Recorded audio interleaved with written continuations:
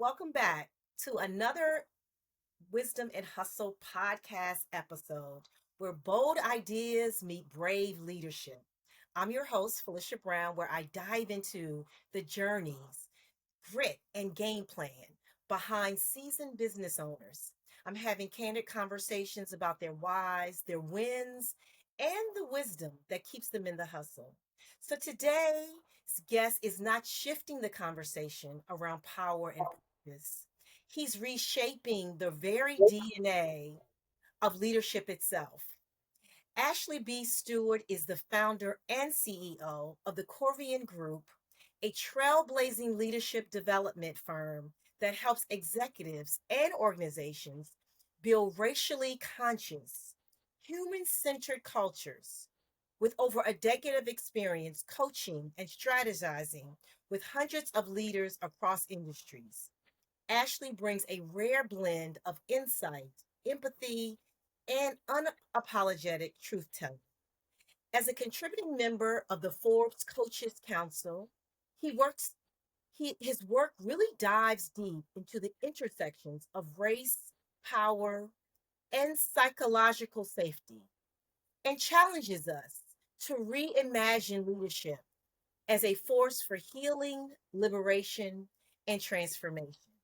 So if you're ready to lead with more courage, more clarity, and more consciousness, buckle up. This conversation is going to move you. Welcome, Ashley. Thank you so much for having me. I really appreciate it. Thank you, thank you. So now let's just jump right in. Uh, And I really wanted you to talk about like your why. Why Corvian Group and what was that impetus for launching such an impactful organization? I started the Corvian Group over 5 years ago because I saw way too many leaders operating in environments that rewarded avoidance over them being their authentic selves. And I wanted to help create spaces where people, especially Black and Brown professionals, could thrive without checking parts of themselves at the door. That have been part of my journey in over my career. And my goal was to support leaders who want to be more human, more conscious, and to give them tools to do well. And so that's a lot of why I did what I did in terms of starting the Corvian Group. But I think beyond that, it really is about helping people to pull more of who they are into their work.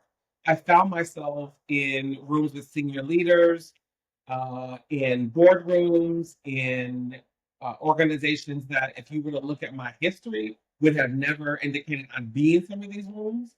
And the strategy was sharp, right? And the folks were polished, but people were avoiding the hard conversations. They were avoiding the real dynamics. And some of the deeper reasons why teams aren't trusting each other, no one ever gave voice to that. And so I saw people performing their roles were hiding themselves. And when you see teams, when I see teams avoiding the real conversations because it feels too risky or it feels like I didn't come here for that, it takes a toll. It takes a toll on your body, it takes a toll on your leadership, it takes a toll on your performance. And so I found myself holding spaces for things that no one else was naming: power, authority, race, because without those on the table, transformation doesn't stick because we're not seeing into the humanity of people. So that's why I started the Corvian. And so I'm curious, Ashley, when you lead with that, what is a lot of people's responses, particularly organizations' responses when they want to be there, but when they're not quite there, they don't know how to get there. Yeah. We specialize in working with organizations, teams, and leaders who are, number one, serious about their development. The work that we do is about building leadership from the inside out. And so I wanted to build a firm that doesn't separate leadership development from the real dynamics that leaders are up against internally and in their systems. And so when I'm speaking to prospective clients, I'm very clear about we're going to do work that's going to be stirring. And like, yes, give that to me. I want my teams to trust more. I want to shake up the system. I want to be more productive in XYZ ways. And when we start talking about some of the blockades and the barriers, every single time, Felicia, what I'm finding is that the biggest block, the biggest barrier is between their left ear and their right ear. Transformation starts within. Yeah. And so the prescription or the invitation really is that if you're ready to think about yourself as part of the problem, part of the system, then we can do work together. And some people admittedly say, you know what, we're not quite ready yet. Can you just give me a trust fall or a quick workshop? That's not our firm. We Got are you. transformation from the inside out. Got you. I love that you said that your team is sturdy, ready, built for the tough stuff. I love that. I mean, and that's really something, a skill that you really need if you're going to really be in this line of work, right? Like Yes. helping to challenge people's beliefs and ideas and notions that they have of other people. Mhm. And so I like that. And so Ashley, what were you doing before Corvian Group? Before the Corvian Group, I had a beautiful career in the leadership and talent and development space. I Mm, started out in college actually as a high school geometry and chemistry teacher for young people who were no longer, let's say, no longer welcome in the Atlanta public school system, and loved that job immensely. I felt like for the first time in my life, I was like early 20s, that I was doing work that I was designed to do. What I also noticed in that role was I was more mentally preoccupied with how the adults in the building, how the headmaster, how the board, how they were making decisions. That was sort of clue number one, that I had these real proclivities around adult development. From there, I went on. I went to graduate school at the Kennedy School of Government at Harvard, and then left there and went to the Foreign Service with the U.S. Department of State. And that took me to South Africa. It took me to Mexico. It took me to the Dominican Republic. And I love the travel. I love meeting new people. I love diving into new cultures. I loved being in a new space and time than sort of where I grew up in Southern Maryland. I didn't always love the work. But what I loved was after the work stopped at 4 o'clock, when the whistle rang to do something else, I would build these trainings for my fellow staff. Anything that the State Department would allow me to train on, or do a leadership program on, or a series, I was like, sign me up. So yeah. that was hint number two, that I had this interest in human development and adult Mm, development. I left the Foreign Service after a number of years and decided to move back stateside and landed in Baltimore, Maryland, and connected in with Johns Hopkins University. And my role there was to make a better provision of resources, money, for kids to have quality summer learning programs who weren't getting them. mm, And every time I tried to go before the city council or the state board of education or the school district or what have you, everything I kept pulling out of my bag, Felicia, was training and development, mm. right? And so that was clue number three for me, that said, hey, man, you really have a penchant and a talent and a knack Yeah. for developing other people. Maybe you should give that a try. So after a couple of years, I left that role and landed at the Annie Casey Foundation, where I was squarely in a leadership development role, um, creating, designing, and implementing a range of leadership programs for big public agencies, school districts, some nonprofit, some for-profit organizations all across the country. I did for about 6 years, and that had been my arc in terms of human development, capacity building, executive coaching, etc. And from there, I left and went to the school district in Baltimore City to Mm. own talent and culture for about 4 years. And that job, oh my goodness, it tipped me from the left side to the right side, up and down. And I have so many beautiful memories and lessons from what it means to be an executive and what it means to be in a pressurized environment, trying to run a team, trying to lead yourself. And that was a really strong breadcrumb trail into me stepping out and starting the Corvian Group, where we really are partnering with executives and executive teams to help them lead from the inside out. And so it sounds like you really had some allies who were ready to come along with you on this journey, Mhm. when you kind of had that aha moment. And so you have this aha moment. You want to step out, you want to do this, but business is hard.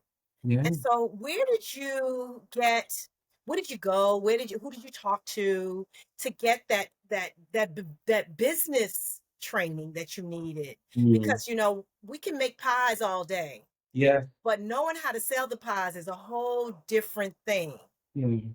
Yeah. And so I mean, did you say, I got to learn how to do a business, or I'm just going to kind of slide into that? Like, how did that happen? So two things on this. First is I wish it were an aha. Like, ah, oh yes. Not at all. It wasn't an aha. It was almost I'd gotten still long enough to ask the question, okay, God, what am I supposed to be doing right now? Don't ask that question if you don't want to know the answer. Exactly. Uh, because what came back to me was doing the Corvian Group, and I rejected it, and I was applying to this job and that job, and a moment of transition for me was I was talking with a mentor of mine, and he had said to me, "You could go do that job at that philanthropy or at that company, but the platform's not going to be big enough to contain you." And I was like, "Oh." Mhm. I mean, my ego felt good. He was like, I'm not here for your ego, Ashley. I'm telling you what I see and what I know." Wow. And he was like, "You're going to get bored because what you're designed to do, what you've been equipping to do up this long, um, is not going to be able to contain them." So I believed him because I knew it. It was like a truth bell had went off in my head. So it wasn't an aha. It was more like a oh shoot moment, right? But the thing about how to run a business, I'm learning things every single day. And part of it has been, I had to be okay with it not going the way that I thought it was going to go in my head, right? Being okay with if it didn't work. Yep, yep. Because I'm always experimenting. I had the distinct pleasure, and probably the education really of bringing in lots of different facilitators and coaches when I was at the Casey Foundation.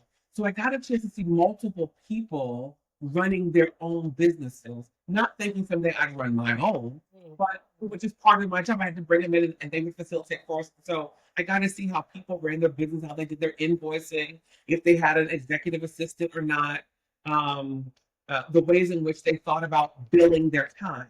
So I had about a 6 year run of preparation that I didn't even know was preparation. Mm. Right? Yeah. And so when I started the Corvian Group, it was an opportunity for me to like take out the best pieces of what I saw Hmm. and leave the rest behind. But if I'm honest, there are still lots of big gaps in my own knowledge. And so I have a coach. I have a business coach. I have a coach around my own racial consciousness to keep me sharp and continuing to expand and grow. And I listened to a couple of people online. One of them is Ashley Kirkwood, and she is all about helping Black brands build their business. And I learned so much from content providers like her who are helping me think differently about sales, right? Because I don't consider myself a salesperson, but we do have products, right? Yeah. We do have services. And so part of it is, again, here it is again, it's that mindset, right? It's me shifting from I am selling you something like I am selling you a piece of furniture to actually I'm offering you an opportunity to take part in something that both of us know and think will be beneficial to your company, beneficial to your organization. So I've had lots of influences on how to run my business. But at the end of the day, it comes down to trusting my gut and being clear about how I want to move in the world and can I be integrous with what's in my heart, not just what I have on my website. There were so many nuggets there, Ashley, about getting a mentor, you know, enlarging your territory. If that's what your prayer is, then expect it to be enlarged, but not always knowing those pieces of that you're going to walk in when that territory is enlarged. And so that's there's so many things in that when thinking about starting a business, when you even as a business leader in your organizations, like you don't always walk in with all the tools that Mhm. you need, but really being open to Yes. getting and knowing where to go to get those tools. So that was some those are some important points that you just made there. And so actually I'm curious, where did the name Corvian come from? Felicia, there are two stories to this, right? So you'll go to the website. And so I spent 2 years living in Mexico and some time living in the Dominican Republic. So at some point in my life, I spoke Spanish. Don't test me now. It's been a long Okay, time. okay, okay. But I love the language. I love the language. I love how it sounds. I love the different dialects that you have in the Dominican Republic versus in Spain versus in Mexico. I love the language. And so cor is like is derivative of corazon, which means heart. Mm, And the N is a derivative of vivir, which is to live. And so at its core, Corvian means the heart of life, right? And so that resonates with people, and some of my clients can really dig that. When you get a sense, you get a chance to really get to know me, and I'm sharing a little bit behind the scenes. What I also share with folks is that um, another mentor of mine would ask me this question every couple of years. What are you supposed to be doing with your life right now? And that mentor no longer calls me every year like clockwork. It's now I ask myself that question, so now I'm mentoring myself. And 5 years ago, before actually 3 years ago, when I started the company, it was called Next Step Consulting. I needed to pick up put an LLC out there real quick, and I had a big client coming, and I needed to be efficient. right. And so the first thing that popped in my head, and I went with it. But in one of my reflection moments, I think it was right around the year mark in July, and I asked myself, what am I supposed to be doing right now? What's most important to me? And I asked that question. And I looked up and I saw my daughters playing in the distance. Mm, And so my daughters' names are Coretta and Vivian, and their names are held within the company because what I want more than anything on this planet is for the two of them mm, to be free to wear their hair the way they want to wear them, to do and move in the world the way they want to pursue the careers and the life and the love and the freedoms that they so deserve. But what I recognize in a very painful way is they actually won't be fully free mm. until everybody's free. Yeah, yeah, So the Corvian Group is about people's liberation and people's yeah. freedom. And so you've got Coretta and you've got Vivian, and you put it together. And we're a business of liberation, freeing people from patterns that limit, from cultures that constrain, and from systems that silence people. Because that's what I want for my young people, and that's what I want for everybody else. That is beautiful. Thank you. Absolutely beautiful. And I love that. Like that's really at the core of this. This is about freedom. Mm. Freedom of rights, freedom to treat people right, freedom to allow people to live the way they want to live without all of other people's restrictions and preconceived notions. So that is just so beautiful, Ashley. I love that. I love that. And if you hadn't explained that, I don't know that anybody would have got that. I don't think. And not everyone gets access to that, right? Okay, all right, okay, you heard it here. No, but I'm giving it here, right? Because when people are rooted in who they are, not in the mask that we wear, not in what corporate America tells us we need to show up as, not in what the sort of very dominant culture says this Yes, is how we perform. When we're rooted in who we are, we're clear about it, we're clear of what my purpose, my role, my assignment is, and we're alive in that purpose, we move differently. We lead differently. yeah. And we help other people do the same thing. And that's the work. It's not I'm producing this widget or I am offering this service. It is I'm actually being an extension of what I'm supposed to be doing in the earth in this moment. And when we get to that place, it's like breathing. Yeah. It is as liberating as breathing. Yeah, yeah. And when I think about that, Ashley, I think about like, you know, I think in these current times, Mhm. people are, whether you're retired, or you've been displaced, people are now hopefully thinking about, now I have the freedom to reimagine. Mm. And what does that look like for me? And so hopefully, what are these conversations that I'm having with people who are leaning all the way in bravely? What is it that they can offer that allows them to be free? And so, and what is that thing that you want to lean into that helps you to be free? And people are still grappling with that. I mean, sometimes I still grapple with that, because I think that freedom looks differently for different people, right? It does. And so I really love that, like being free to be who you are, but to exist the way you want to exist, whether that's in business, whether that's Mhm. living every day, whatever that might, how that might look for individuals. So yes. And so with all of that, Ashley, we know that there are challenges. Mm. And so what were some of your challenges when you started? And what are some that you continue to face today?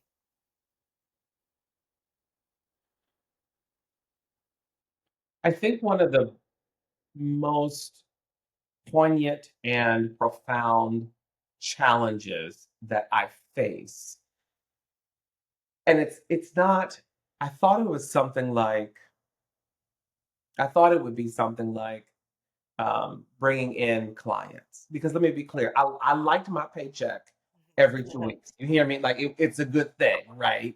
And some days I'm like, oh, wait a minute, right? It's just it's not there in the same ways.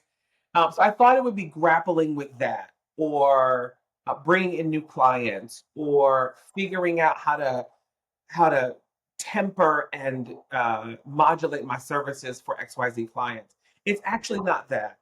It really is about my own mindset.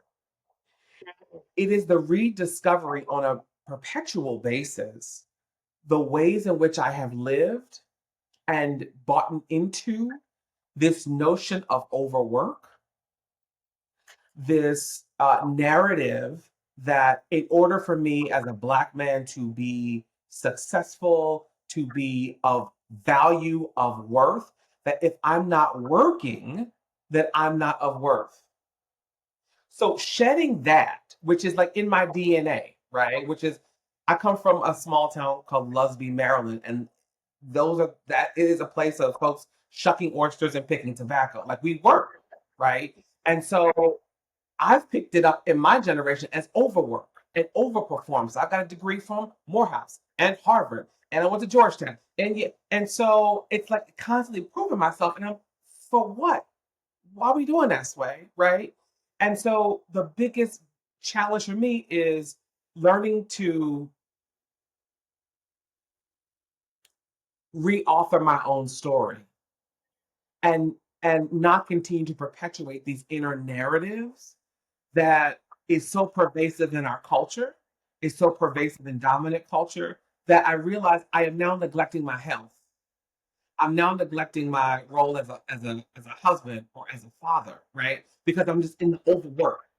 And and trying to have a a differentiated relationship with me and money, and me and worth, right? Or that my worth is tied to money, or what I can provide, what I can produce. So that has been a huge barrier for me, because I will work and work and work and work and work. And I'm thankful that I've got an amazing wife who pulls my coattails. Um, but that can be tricky too, because she pulled my coattails, but then I see a lot of Amazon packages. I'm like, wait a minute. There's that. I also have business besties who do similar work, and they help keep me accountable. I said earlier, I have a racial consciousness coach, and she's helping me, right, think about like how I am in this level of overwork, and this level of perfectionism, right? And how that's not, doesn't have to be my narrative, but it takes so much to uncouple, so much to take off. Because as a kid, what I heard a lot growing up was I wasn't going to be much. or I wasn't worth much, or the circumstances around me said, "Yo, dude, your your situation will never be that thing I'm seeing." Mhm, mhm, mhm. And so I'm out like proving it wrong, and then I realized I passed the goal line, and I'm still hustling for that approval. So recognizing that, wait a minute, this narrative that's in society about what it means to be successful, what it means to um, win, right? I don't actually have to hold that as the goalpost. I Yeah, actually get to author it very differently from myself. yeah. That's probably been my biggest barrier because it comes up in very, very sneaky ways all the time. And I love that you didn't go to the challenges of funding or the challenges of getting clients. You really kept that personal. Like sometimes I get in my own way. Like my thinking gets in my own way, which is probably something a lot of business owners don't even talk about. And you mentioned this whole notion between um people's relationship with money, particularly people of color. Then you know, Ashley, it's a whole nother podcast episode Yes. because you can be successful, and if your relationship with money is not and I don't want to say positive, Mhm, but if it's not checked, mhm, then your success, you're just kind of on a wheel, mhm. really. You're just kind of on this wheel. So that's a whole nother conversation. But yes, I think that's a good point to make. And I like the fact that you didn't that you leaned into something about like how we get in our own way and how our mindset needs to change. I know my friends tell me all the time, like, we don't want to hear this imposter syndrome. Like, take that off the table. That's Mhm, the whole, that's the new thing that we all talk mhm, about. mhm. So, and so with all that said, Ashley, like, have there been moments that you've had that you had where you like, I'm not doing this anymore. This is too hard. I'm quitting, but pulled yourself back in it.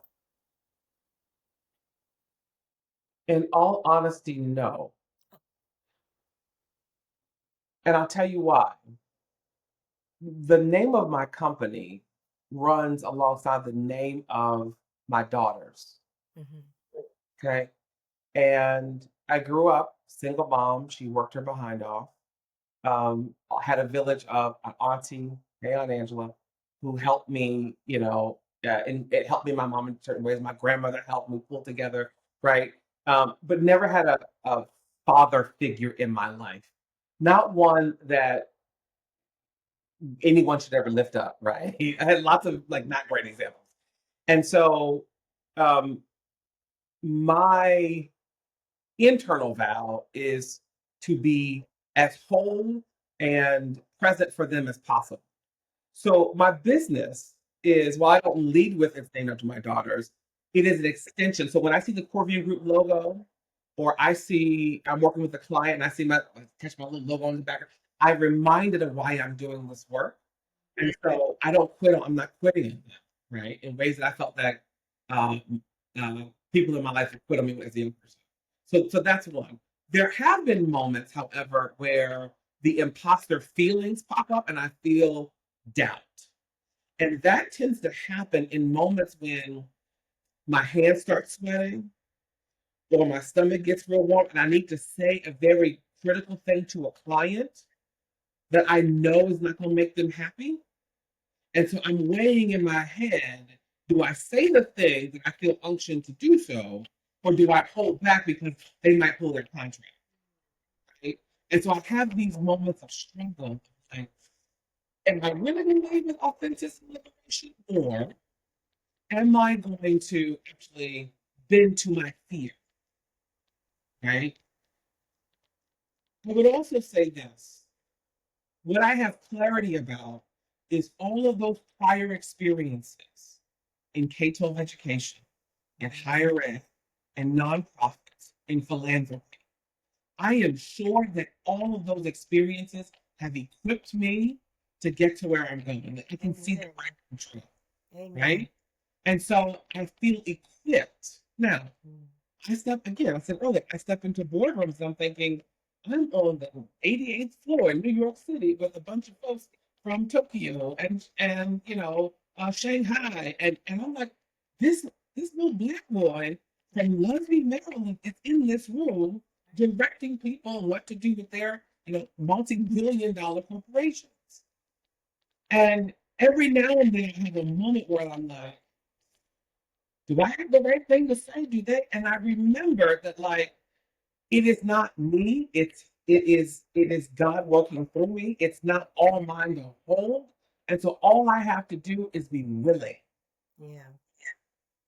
So I've never had a moment where I thought, I'm going to throw in the towel on this. I've also, let me be very clear, I've not had a really big struggle financially. And I Mm. know a lot of people get tested in that way. Yeah. Yeah. Um, and so I underspend, like I have an amazing accountant team. And so we underspend so that we can save and we can like have, a runway and those kinds of things.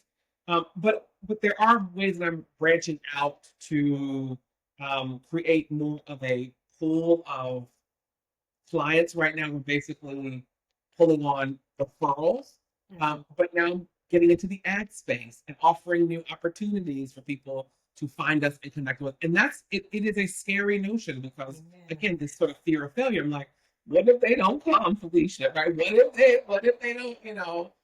What if they don't? It doesn't resonate with people. And so Exactly. those imposter feelings are always there. I'm saying one quick story. I'm gonna let it go. Uh-huh. There's this movie with I think it's Russell Crowe, and he's playing a Nobel Peace with Peace Prize winner. He's like a famous the intelligent mind, the beautiful mind, something like that. Uh-huh. And he has I think it's schizophrenia.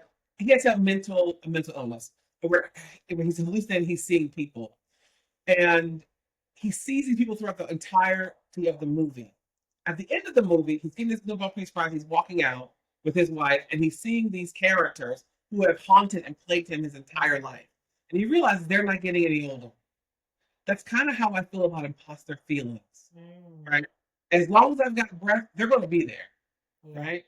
It is the attention I give to them. It's if I actually invite them down to tea and to be part of my life. That's where we get into trouble, Yeah. right? Yeah. So that movie, I think of often. I think about, okay, yeah, those things were said to you. You had those experiences. You had this failure. It is not the sum total of who you are. And if you hold on to it, you will act out of that. Yeah. Yeah. I love that because it's that narrative, It's a that narrative. tape that plays in your head over and over, that sometimes that creep that where that uncertainty creeps in. Mhm. And if you're not careful, you get stuck. You get stuck there. And so And we um feed it. We feed that narrative, and it gets bigger and it grows. Right. it's just like you just keep feeding it, right? You keep giving it food, nurturing it, Mhm. until and sometimes it just kind of overtakes you, Yeah. and it can paralyze you. And so I'm glad that what I'm hearing here is that you're just like everybody else. Like it creeps in, but you don't stay there. You use that as fuel to continue to push forward. Mhm. And so, Ashley, with that said, there are a lot of consulting businesses. Yes. And as I say, there's no shortage. And so, and you are taking a little bit of a different angle. So tell us, like, how are you standing out? Because, you've indicated that food has not stopped coming on your table. And how are you taking a little bit of a bit different angle? And since you've launched, like, what is like one of your biggest wins, if you will? Hmm. Appreciate both of those questions. I think that the one of the things I try to lean into is this this phrase called eating your own cooking. So what's important to me and the facilitators and coaches who work under the Corvian Group banner is that we are not advising, consulting, or facilitating conversations with teams on things about which we know not, right? We are actively practicing the tools, the skills, the points of wisdom that we are offering people, right? So there's some authenticity in that, right? And I think that's what stands helps us to stand where we stand. Maybe we don't stand up, but we're living in a time where traditional leadership playbooks are failing people, right? People want leaders who are human, who are present, who are honest. And many leaders are struggling not because of external forces, but because of these internal narratives and self-doubt that were never confronted. So we practice that. When I think about wins, I'm fascinated by this question because I don't think I paused long enough to think about wins. Um, if I'm honest in this moment, people will come in and out of organizations. They'll come in your business, they'll come out of your business, whether they're clients or they're people on your team. And I had one configuration of team members when I first started my business, and those people are no longer on for the run. One of the hardest things I can do. So let me be clear. I've had jobs where I'm an executive director, I'm leading the thing, and I've had to transition people in and out. And it was easier to do because I'm under the umbrella of a district or an agency, right? But this is my thing, right? This is my band. This is from me. And so transitioning people out has been a harder thing because I connect deeply with people. Mm, At least I try to, right? right. And so a real win has been being able to look at the first iteration of the company and now look at this current iteration of the company and to see that I made the necessary shifts in people, in the services we offer, Mm, in our positioning in the marketplace. And I did so while leaving people's face and integrity intact, mm, love it. right? Right. So transitioning people or saying no to clients or saying no that actually we could do strategy, but we don't do strategy Mm-hmm. work, right? I'm really that's a win for us because what that means is we're eating our own cooking. What that means is we're trying to practice being clear about what it is we're supposed to be doing right now. And sometimes, people aren't always along for that ride for the full length of time. Yeah. And being okay with that and making sure that as people enter and exit and ebb and flow, that they're still left whole, right? That they're still left, um, that I can still honor their humanity while taking care of the business. Yeah. I It's, love it's, that. it's not a zero sum game. We can do both. Yeah. And it sounds like you're giving people just what they need and you're exiting at the time that you need to. Like it's not always your plan to come in and hang around and stay, but it's your plan to really give the people what they need, ensure that they got what they need, Mhm, and then move on mhm, and move on to the next customer or move on to the next need that they have. mhm. And so I like that. And so you've been in business for a while, or and let's just say this.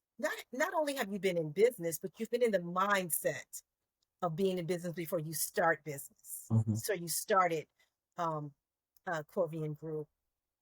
And so what do you wish you knew then that you know now?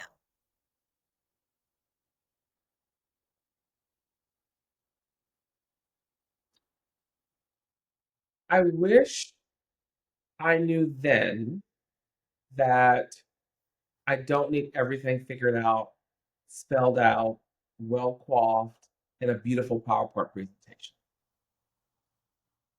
I wish I knew then that if I actually trust what's inside of me, people get what they need. I wish I knew from the beginning that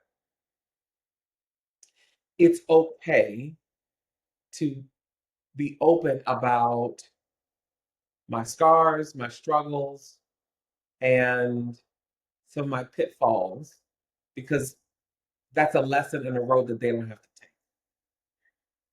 And quite technically, I wish I knew then that you need to pay your quarterly taxes on time and stop playing with the IRS, because they will come for you. This is one of the things I had to learn along the way, right?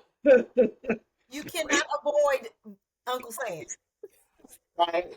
But I wish I had known then that I can actually think strategically about my tax strategy, right? Mhm. I just, because I went from, W-2, I went from getting money from an employer, and then they pay the tax and I move on. I'm making a refund, I have to pay a little extra the year. But I wish I had known then that no, I can think about my tax strategy on the front end, and I can build that into how I do what I do for my clients, right?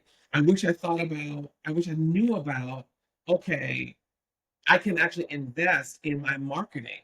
I can invest in my giveaways. I can invest in my services in a particular way that allows me to retain more of my capital and also provide quality service and exposure to what I'm doing. So those are some things I think I wish I had known. Yeah. And so, hopefully there are people listening who need some inspiration for their what's next. Yeah. And so what would you tell them? I mean, like those things that you wish you knew are definitely nuggets to take away.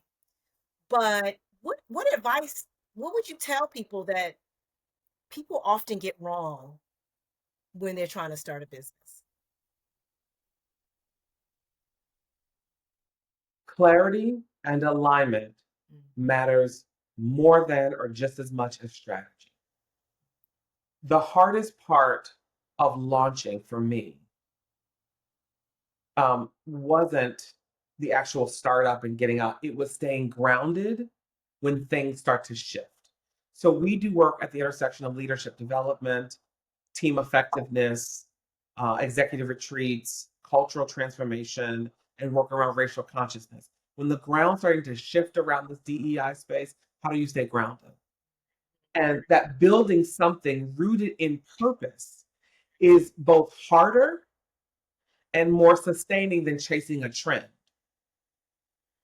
right? And so I'm gonna get on this bandwagon because XYZ organization is doing that, and I can get distracted by the latest trend. Why are we doing XYZ? No, stay grounded, stay focused. Tabitha Brown said, stay focused. So I think clarity and alignment matter just as much as the product or service that you're offering, being really rooted in um, what you're providing the world, and being able to stand 10 toes down on that when things shift, when you know May's numbers are up but June's numbers are down, right? How do you stay the course? Those are the moments of testing, and those are, I think, some of the harder things in sort of people think it's getting out there and just launching. Yeah, that can be daunting. It really can be daunting. For a lot of people, it is. But when things start to shift, how do you stay the course? I think that's the toughest. So Ashley, if somebody shadowed you for the day, what would they find that's most surprising? Hmm. That I sit in this chair a long time. I am in my office, not just on calls, but I've got 1,000 stickies over here, and that I'm constantly thinking. And so I've got Malcolm X, the end of white world supremacy over here. I've got Life is Beautiful over here. I've got Rest as Resist, and I've got books, and so I'm reading, thumbing through all day long, getting inspiration. I think that would be surprising to people because what people see, my client, they see this well coiffed background. They see this. What they don't see is all the chaos that causes it to happen. I think they might also be. surprised to see that I will stop a meeting in a minute to give my kid a hug. Mm. So in the pandemic, when we were, well, Yep. we were at the house, right, working, Yep. Yep. um, and trying to figure out how to do this virtual thing. My children were like, "Oh, Dad's home because Dad travels a lot. Like, Dad's home, he's here, right?" And so they come in, and they were little, and they would come in at 7 and 9. They'd give me a hug in the middle of doing a Zoom for McKinsey and 500 people. They didn't care. And one time I was like, "No, no, no, no, no." And then I realized I can't ever get that hug back again, right? Exactly. So I think if someone shouted at me, they'd be like, "Oh my goodness, you actually stop meetings a lot." Or someone will come to my office, my kid, my wife, and they'll need a hug or a high five, and I will pause and I will keep it moving, right? Because um, that's what matters most, Yeah. right? So I think that would be surprising to some people thinking, well, how do you keep this level, this pace? It is because those moments matter, and it is because I try to make space for them. I love that. I love that. And so, Ashley, you've given us so many nuggets of wisdom throughout this conversation. Mhm. Are there any that you didn't put on the table that people need to know for staying in their hustle, whether it's entrepreneurship, what it's career, whether you're starting, you're scaling, whatever that is, or whatever phase you're in? There are two things that I would say to that question. One is, again, from my own experience, is stay open to the possibility. Mm. Stay open to the possibility that your first iteration doesn't hit, it doesn't land. Stay open to the possibility that you've got it wrong. Stay open to the possibility that there's more required, and ask the question, I see this current circumstance or situation. What else could be true? My feelings aren't fact, right? So stay open to an alternative truth. Stay open to that this way I'm thinking or holding or seeing things isn't the only way. It's actually a very dangerous way to be. And it really is a vestige of white supremacy culture. That we see things in one way and anything else is a derivation, um, is a derivative or is least. So the second thing that came to mind is that often for me, the very things that I need, that I'm yearning for, that I'm craving, are the things that my clients are needing, yearning for, craving. Very rarely do I work with an executive coaching client one on one, or a team dynamic, or even a whole organization dynamic where I don't have some experience, expertise, or have had my own struggle with. So be prepared for the people who are attracted to you to have been through a similar struggle, or be going through a similar struggle that you've gone through, and figuring out how you modulate what you're offering to meet them, right? So what's trying to be the plainest way I can say this.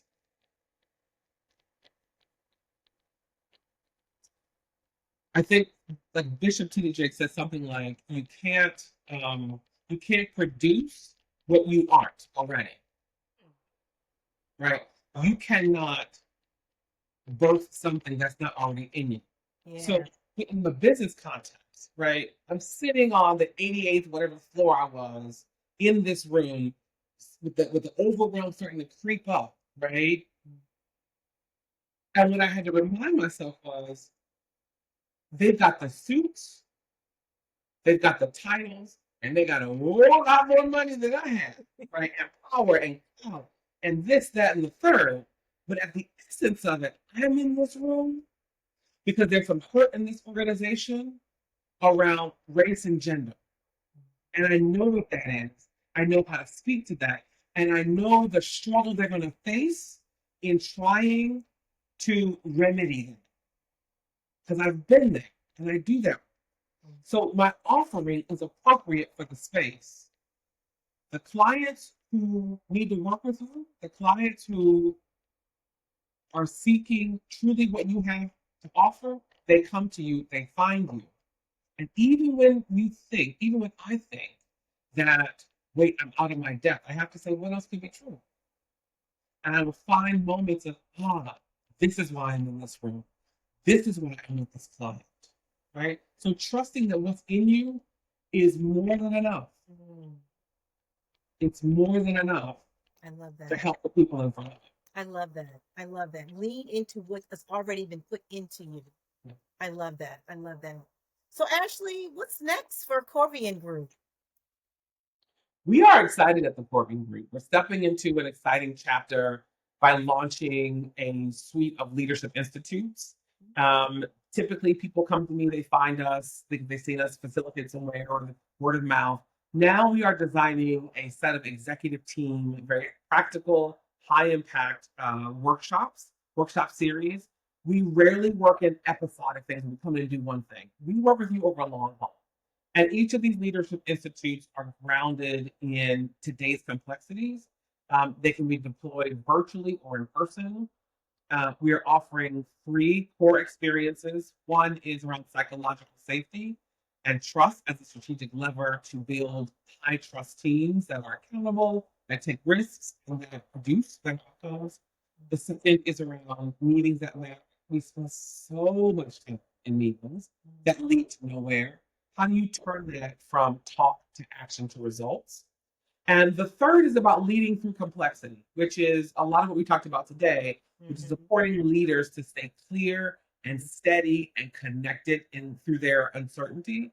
And so we are offering this to our business clientele, to chief human resource officers, chief people officers, talent officers, folks who run teams, who recognize that we need to build our capacity. Mm. We need to expand how we move and produce, and recognize that it actually will start with at the level of person, because systems don't change until people change.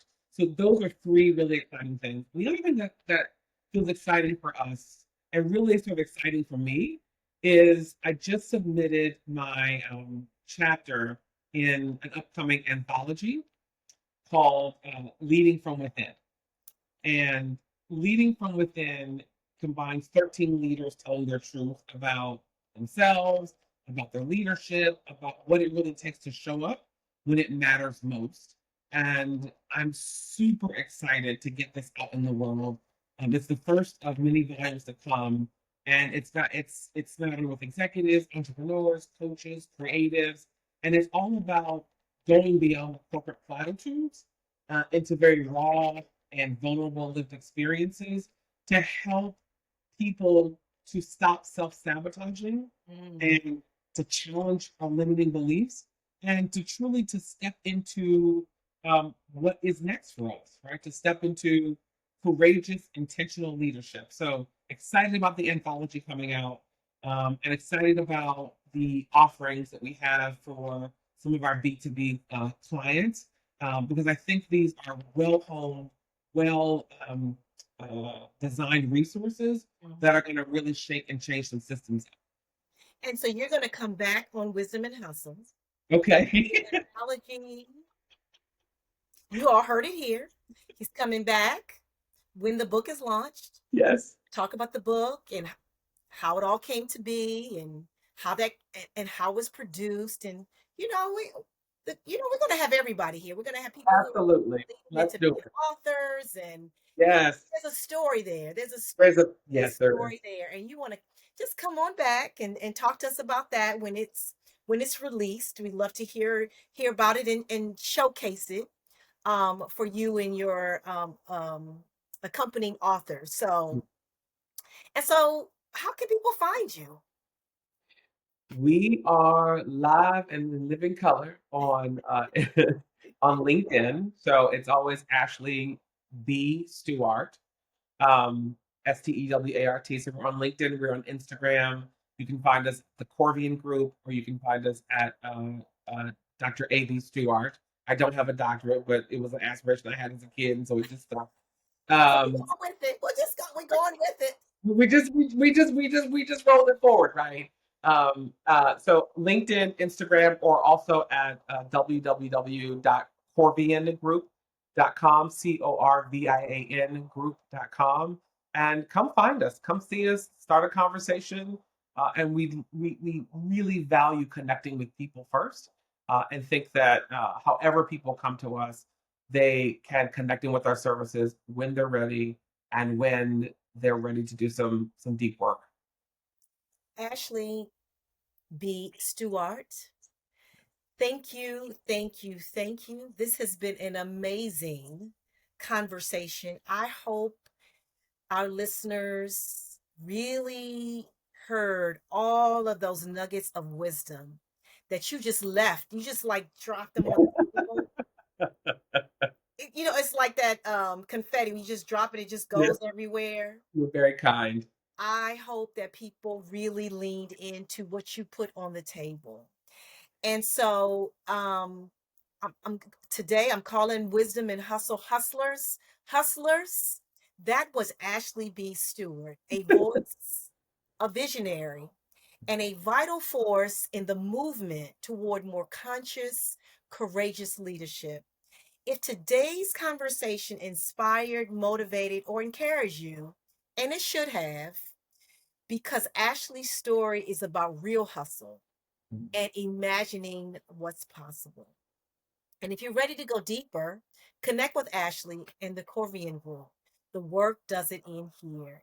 And until next time, be encouraged to stay in your hustle. Subscribe to my channel at youtube.com/ at wisdom in hustle. That's wisdom with an N in hustle. And in the words of Snoop Dogg, until the next episode, talk to you soon.